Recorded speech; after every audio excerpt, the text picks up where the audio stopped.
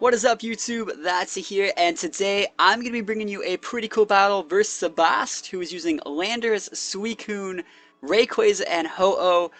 Currently, Suicune Rayquaza has been gaining a lot of popularity as a pretty decent check to Groudon. You have a Suicune on the board, they have Groudon on the board, you switch out one of your Pokemon for Rayquaza, and you just pop that Groudon in the face with a Scald. That's what makes this team really strong. Also note that we see a Ho-Oh on this board, but what we're going to be featuring in this game is we're going to be featuring one of my favorite Pokemon in all of 2016. We're going to be showing off Destiny Bond Gengar in this game. Towards the end of VGC 2015, I started messing around with using Destiny Bond. I actually used it at the San Jose Regionals back in October. And I went 5-3 with it. I ended up getting like barely missing that top cut area.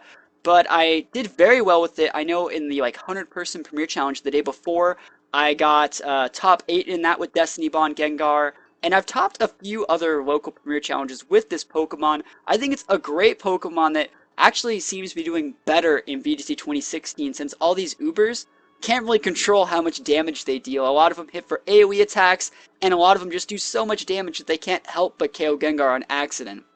So we're going to be starting this off, getting right into it, and showcasing one of my favorite Pokemon in this format that isn't one of the new Ubers, because I've seen so many people make videos on all the new legendaries, like, check out this Ho-Oh build, check out this Palkia, and I'm like, check out this Entei build, check out this Gengar build, check out this Landorus build, you know, I mean, I want to make cool videos talking about all the cool Pokemon, not just the new Ubers. I want to talk about the Pokemon that are even better in this format compared to how they were in last one. I mean, I'm probably going to make one for Breloom eventually. I mean, Breloom doesn't have that great of a game in this game, but right off the bat, we're going to be going for a Shadow Ball on the Landorus. Note that we're faster than the Landorus, and look how much damage that does. I have no clue what item that thing's holding. I thought it was holding a Lumberry, because there's no way Assault Vest Landorus takes that much damage. It might have been Sash Landorus. It's hard to say, but we know it's not a Lumberry, and we'll see that in a minute.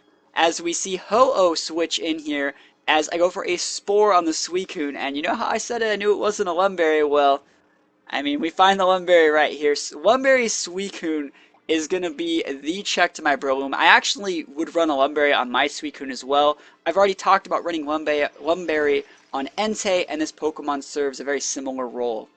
So, yeah, Lumberry on Suicune takes out my Breloom turn 1, and you got a free switch pretty much into Ho-Oh, so that's pretty good as well. We're going to come in with the Yveltal. I have potential for Tailwind, but I don't really need it. I'm just going to go for a Sludge Bomb. I'm going to try and do as much damage to this Ho-Oh as possible, but this thing is invincible. So the attack that was I almost KO'd that Landorus last turn, right, with that Life Orb Shadow Ball. The same type of attack pretty much did like a third of the damage versus Ho-Oh. That's how bulky this thing is. And he's going to retaliate with a Sacred Fire and a Scald. I cannot believe he didn't burn with any of them. And we know that it's a Leftovers Ho-Oh versus an Assault Vest one. So since I saw Leftovers, I thought he was just going to Protect to get the maximum value out of his Leftovers. So we go for a hard nuke on the Suicune slot, trying to take Suicune out before it can get any more damage done. He actually takes that turn to recover, so it's not the end of the world, but I mean, this Ho-Oh is pretty much a raid boss. And if you guys remember how I titled the description of this video, there's only one way to take down a raid boss, and we're gonna totally do it here.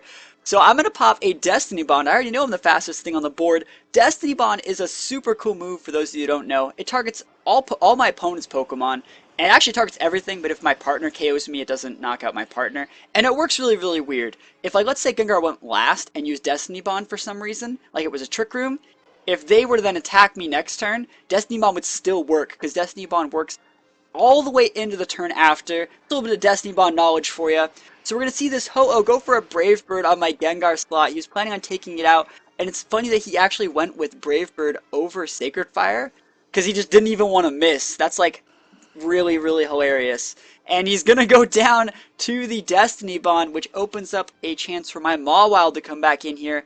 Not even back. Mawile is going to hit the board, and he's going to send out his Rayquaza, and his Landorus hits about 20%. So the effects of weather have disappeared thanks to Rayquaza. We're both going to get a pretty decent Intimidate off on the board. I would say I got a slightly better edge of the stick here, because we don't know if Rayquaza's physical, mixed, or full special, but a lot of the times more often than not, they're physical. So we're going to see him go Mega.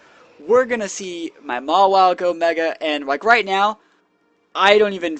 I've already counted this game as I won it because I Destiny Bonded a Ho-Oh, and that guy just like took it. I had that Gengar on the board for like 4 or 5 turns, and then out of nowhere, Destiny Bond like a boss, and it was amazing. So Mega Evolution animations are over, and yeah, there's the Sucker Punch boosted by Dark Aura, just like last time, and it's gonna be able to take out Landorus, even though I'm intimidated. But all good things can't come to an end. Mawile is going to go down to an Earth Power. Looks to be a special Rayquaza. And I think he's orbed. I want to say he's orbed. We will find out right here. Are you orbed?